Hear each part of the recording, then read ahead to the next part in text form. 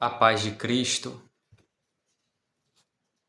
uma mensagem da parte de Deus, se encontra em Lucas 23, vou ler do 1 ao 25, diz assim: E levantando-se toda a multidão deles, o levaram a Pilatos, e começaram a acusá-lo, dizendo: Havemos achado este pervertendo a nossa nação, proibindo dar o tributo a César e dizendo que ele mesmo é Cristo, o Rei.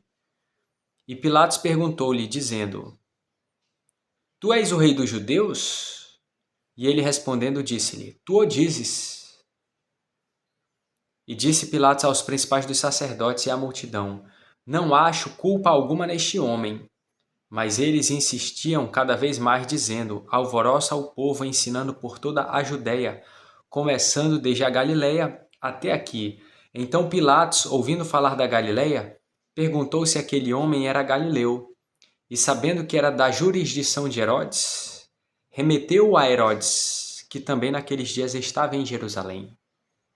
E Herodes, quando viu a Jesus, alegrou-se muito, porque havia muito que desejava vê-lo, por ter ouvido dele muitas coisas, e esperava que lhe veria fazer algum sinal. E interrogava-o com muitas palavras, mas ele nada lhe respondia. E estavam os principais dos sacerdotes e os escribas acusando-o com grande veemência. E Herodes, com os seus soldados, desprezou-o e, escarnecendo dele, vestiu de uma roupa resplandecente e tornou a enviá-lo a Pilatos. E no mesmo dia, Pilatos e Herodes entre si se fizeram amigos, pois dantes andavam em inimizade um com o outro.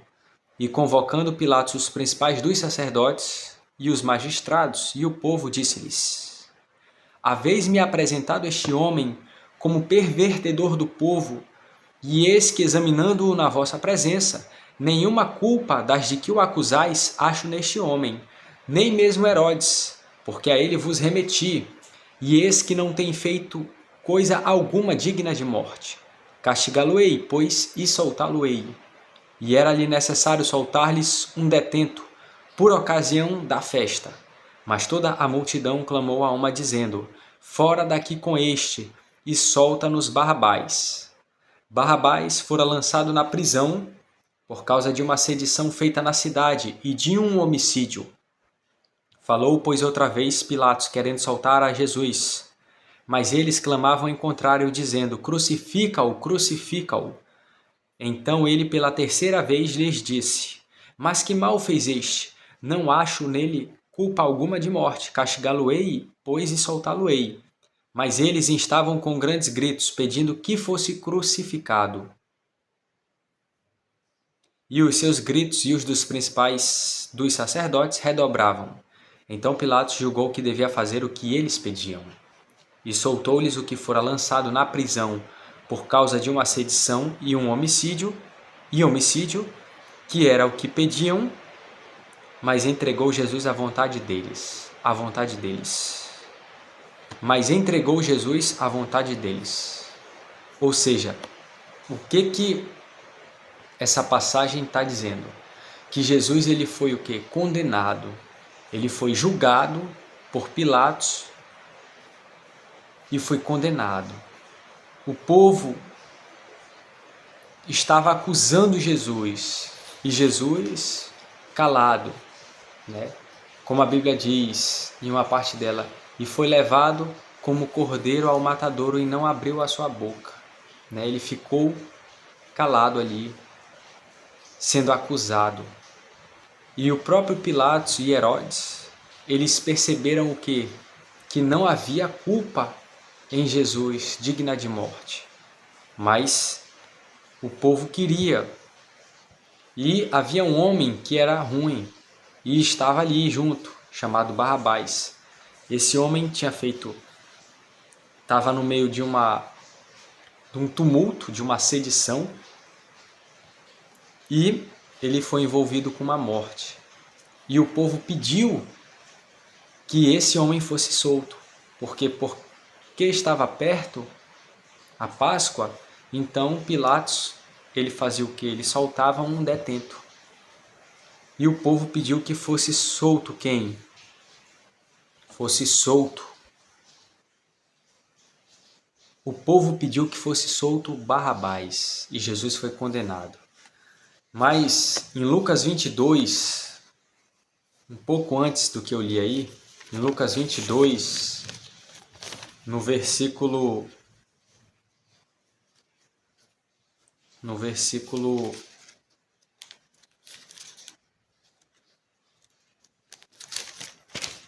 39 ao 46 diz assim: E saindo, foi como costumava para o Monte das Oliveiras, e também os seus discípulos o seguiram. E quando chegou àquele lugar, disse-lhes: Orai para que não entreis em tentação. E apartou-se deles cerca de um tiro de pedra, e pondo-se de joelhos orava, dizendo: Pai, se queres, passa de mim este cálice, todavia não se faça a minha vontade, mas a tua. E apareceu-lhe um anjo do céu, que o confortava. E posto em agonia, orava mais intensamente, e o seu suor tornou-se em grandes gotas de sangue que corriam até ao chão. E levantando-se da oração, foi ter com os seus discípulos, e achou-os dormindo de tristeza. E disse-lhes: Por que estáis dormindo? Levantai-vos e orai para que não entreis em tentação. Então Jesus, antes de ser julgado, ele teve um momento de oração. Antes de Jesus ser provado, ele teve um momento de oração. Ele se retira para o Monte das Oliveiras, né? O pessoal fala o Jardim do Getsemane, mas ele estava ali no Monte das Oliveiras e ele estava orando, né, a Deus. E a Bíblia diz que ele avisou os discípulos que estavam ali: Orai para que não entrem em tentação. Então Jesus já estava sabendo que ia acontecer algo, estava alertando eles: vocês orem para não entrar em tentação. E a Bíblia diz que Jesus ele renuncia à vontade dele, que diz no versículo 42 de Lucas 22, diz assim, dizendo: Pai, se queres, passa de mim este cálice, todavia não se faça a minha vontade, não se faça a minha vontade, mas a tua, mas a tua. Então ele fala: se queres, passa de mim essa situação, afasta de mim. Contudo, todavia, não se faça o que eu quero, mas o que tu queres. Então Jesus ele foi submisso à vontade do Pai. Ele foi submisso e venceu. Mas antes ele teve uma luta. E ele estava orando ali. A Bíblia diz no 43 que um anjo do céu apareceu e confortava Jesus.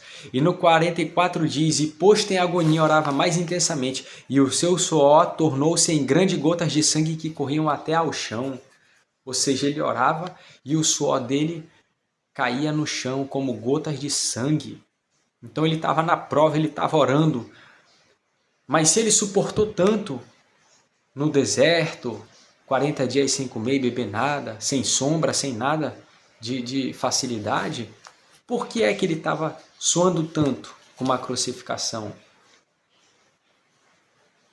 Nessa crucificação não havia somente uma dor física, havia uma vergonha e havia uma dor física e havia o peso espiritual.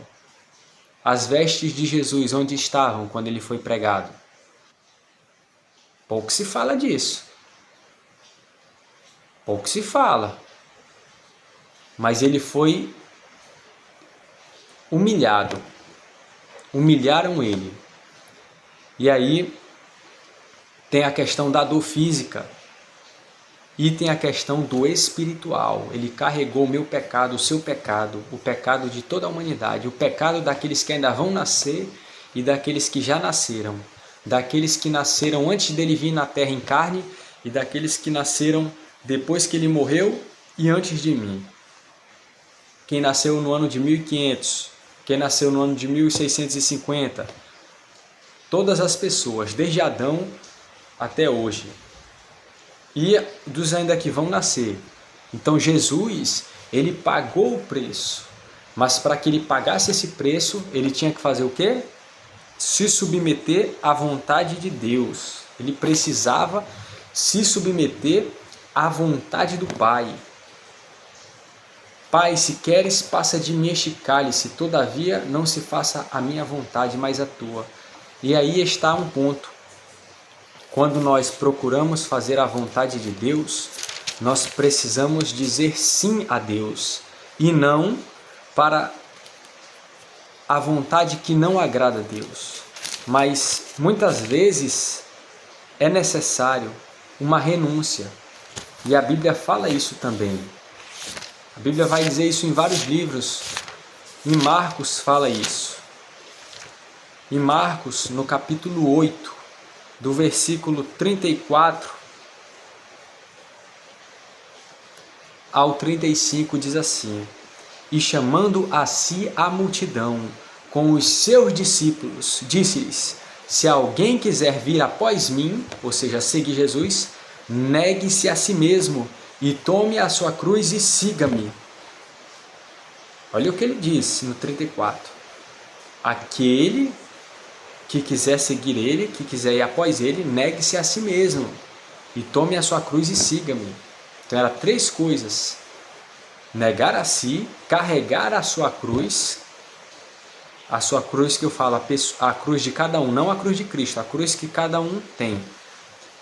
Que cada um que eu falo, a pessoa que quer seguir Jesus, ela tem que carregar a cruz dela, é isso que eu quis dizer. E siga-me, ou seja, seguir Jesus. Aí o 35, porque qualquer que quiser salvar a sua vida, perdê-la-á. Mas qualquer que perder a sua vida por amor de mim e do Evangelho, esse a salvará. Então ele fala que aquele que quer salvar a vida vai perder.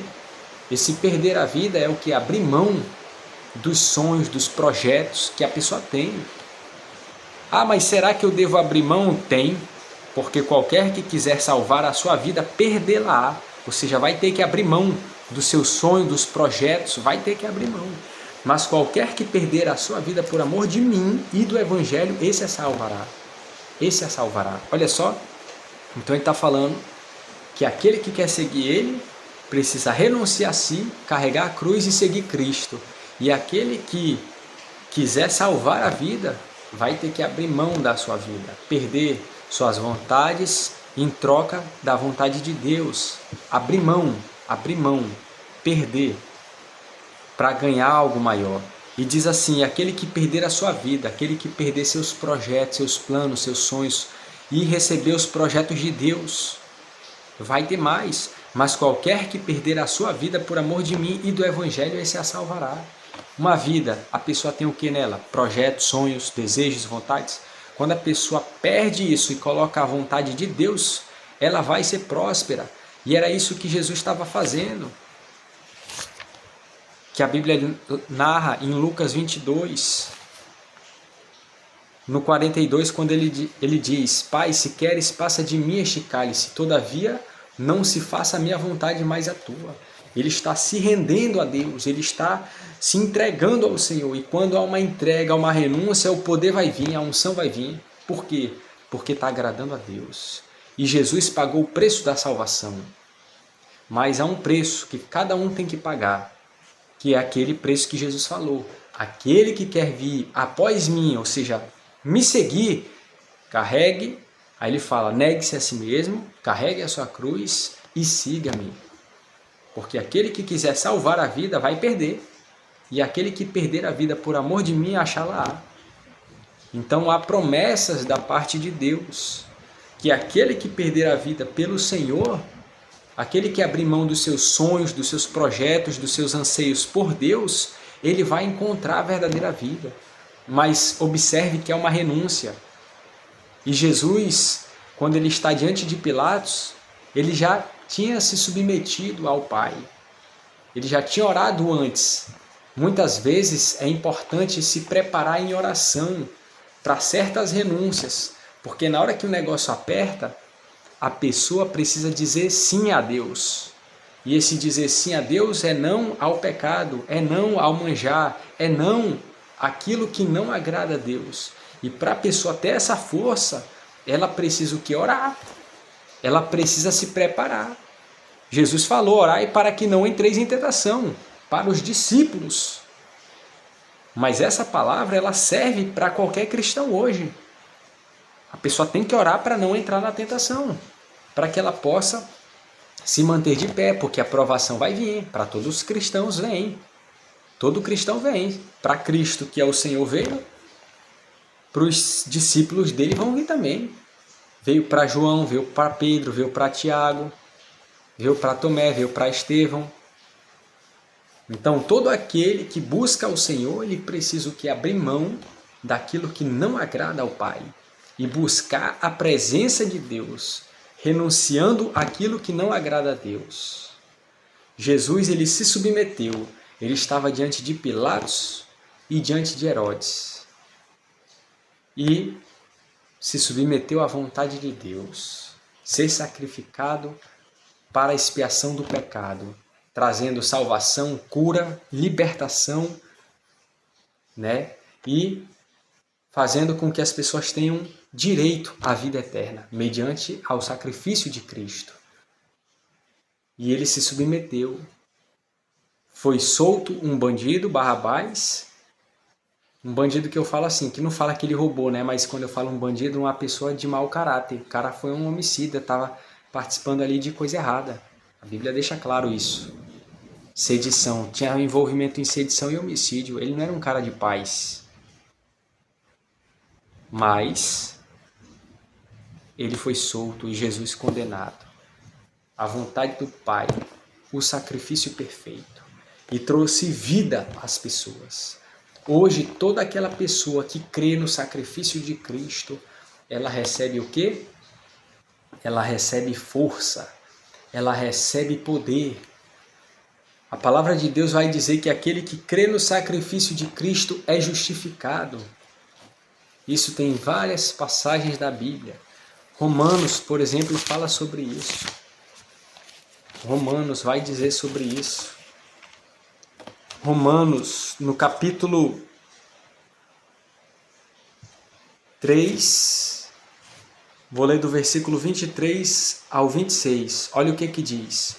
Porque todos pecaram e destituídos estão da glória de Deus, sendo justificados gratuitamente pela sua graça, pela redenção que há em Cristo Jesus, ao qual Deus propôs para a propiciação pela fé no seu sangue, para demonstrar a sua justiça, pela remissão dos pecados dantes cometidos, sob a paciência de Deus, para a demonstração da sua justiça neste tempo presente, para que ele seja justo e justificador daquele que tem fé em Jesus. Está bem claro o 25 aí, ao qual Deus propôs para a propiciação, pela fé no seu sangue, para demonstrar a sua justiça, pela remissão dos pecados dantes cometidos sob a paciência de Deus, para a demonstração da sua justiça neste tempo presente, para que ele seja justo e justificador daquele que tem fé em Jesus. Então a pessoa, pela fé em Jesus, ela é o quê? Justificada. Aquele que crê no sacrifício, no sangue do Cordeiro. Aquilo que Cristo fez de se entregar para morrer pela humanidade, tinha um propósito, tinha um objetivo, produzir frutos, salvação, libertação pura. Que a igreja de Cristo olhe para o sacrifício de Cristo, procure renunciar àquilo que não agrada a Deus e buscar a presença de Deus, ser fiel à presença do Senhor, ser fiel a Deus, buscar a presença do Espírito Santo, ser fiel à presença dele, ao Espírito dele. Aquele que é fiel à presença de Deus é fiel ao Espírito Santo.